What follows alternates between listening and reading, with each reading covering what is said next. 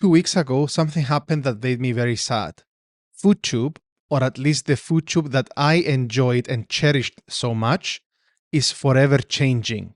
Why? It's because MatPat released his last ever food theory that made me incredibly sentimental. MatPat launched food theory during the COVID lockdowns when me and the rest of the world got back to cooking. Actually, that's not entirely true for me because it was around 2017 to 18 that I started becoming a full-blown foodie. But it was during the COVID lockdowns that I began rediscovering and embracing nerding about food, its history, philosophy, and science behind it. Before that, I always thought that I'm this weird little dude that is into food history and there was no place for me other than academia. That statement is partly true in Cyprus where I grew up. Don't get me wrong, people really love food here.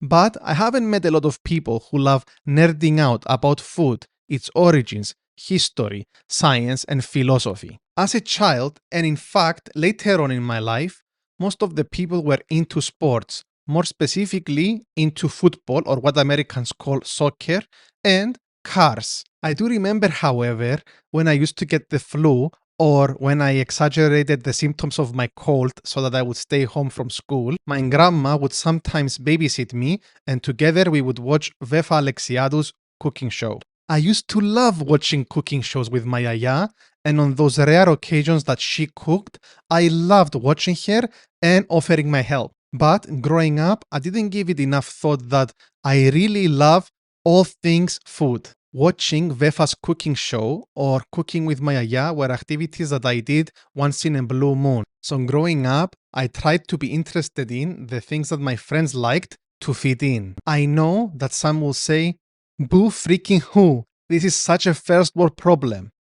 And it is. I understand the privileged position I come from, but simultaneously, it is important to find one's tribe and interests so that they won't feel like an outsider, like the odd ones. Fast forward to my adulthood. I always felt this magnetic pull towards food.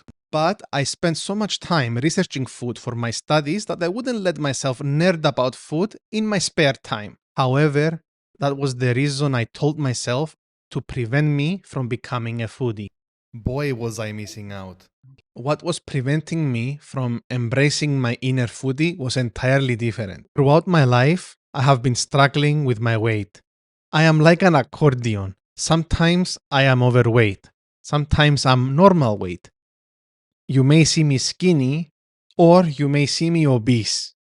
That's me. I had these weight problems since the age of 11 years old. This made my relationship with food very problematic. Many times, I would think to myself, you are already overweight.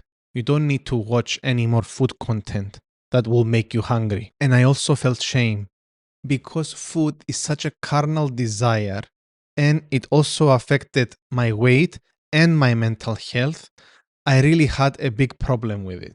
But overall, I wouldn't and couldn't watch more food videos, but I watched more content from my other big passion, which was tech. After all, tech is a productive hobby, isn't it? Anyway, to go back to MatPat, it was during the lockdowns that I found Food Theory, My Name is Andong, Alex and Adam Ragusea's channels. By watching Food Theory, I came to this very positive conclusion. Oh my days, there are other foodies just like me. FoodTubers and their audiences find food not just another human need, but a topic to nerd out on. Can you imagine? Who knew that would be interested in topics that MatPat covered, such as how can you get more bang for your buck in McDonald's, or how to avoid being scammed in supermarkets, and how to construct the best burger, and so many more.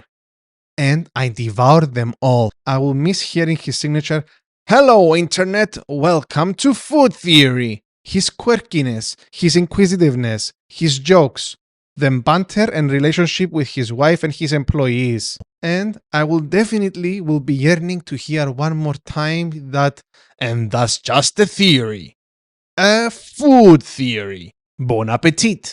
But MatPat played an even more important role in my life, other than just edutaining me. He inspired me. Watching his YouTube channel, but also Adam Ragusea's, and Max Miller's Tasting History gave me the inspiration for this channel. I wish MatPat the best with his future endeavors. I'm really happy that he gets to retire from his YouTube career. I will continue following him in whatever he comes up with, and by the way, I will continue watching Santi's food theory. And I'm rooting for him. Santi, I wish you the best of luck with the channel, and I am sure that you're gonna do great. But you might be asking, Nico, just because one FoodTuber is retiring, does that mean that FoodTube is changing forever? Yes, because a week before, Adam Ragusea, in his own words, said, Adam Ragusea is semi-retired. a vast majority of you found my channel because you saw my reaction to Adam Ragusea's sloppy gyros. And in reality, I really admire Adam, and it was my way of paying homage to him. Or is it homage? Anyway, you know what I mean. I learned so much from Adam's show, especially sciencey things, but also a few cultural tidbits. Adam is a more knowledgeable, eloquent, and successful me, who is slightly older than I. I relate to him though. Like me, he was in academia before he blew up on the internet. He likes food, but more specifically the who's, the why's, the how's, and the when's. Just like me. He is a food nerd. Adam, like MatPat, is a nerd on the internet, proudly and unapologetically. That makes me really admire them both. Back to Adam. He completely stopped making videos for his podcast that I listened to religiously every Sunday when I was making brunch or a fancy breakfast or an elaborate meal. It was my guilty pleasure, so the podcast ending will definitely leave a hole in my soul. I will definitely miss hearing Adam say, "This is the Adam Ragusea pod, episode 69." And hearing his various rants about topics that I didn't know that I was interested in. His episode about the Brazilian churrasquerias really sold me on Brazilian food. And I will definitely miss those podcast episodes with his wife, where they have this wonderful banter between them, and they're just lovely. Hashtag couple goals. Adam, as opposed to MatPat, will continue working on videos, but part-time. He also stated that he's not going to limit himself only to food content, but on anything that interests him. I understand why Adam decided to semi-retire to take care of his mental health, and I applaud him for it. Honestly, his sincerity on camera is helping destigmatize mental health issues.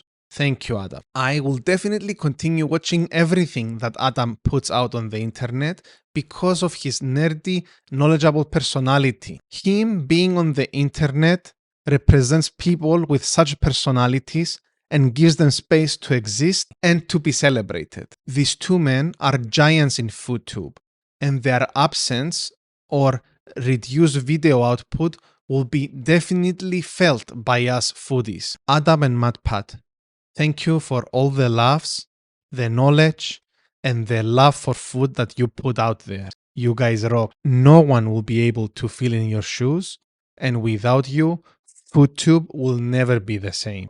Foodies, will you miss MatPat and Adam? Let me know down in the comments. If you enjoyed watching this video and you haven't done so already, check out this video where I review Adam Ragusea's sloppy gyros, or the MatPat inspired How Coffee Changed the World. Until the next time. Bye!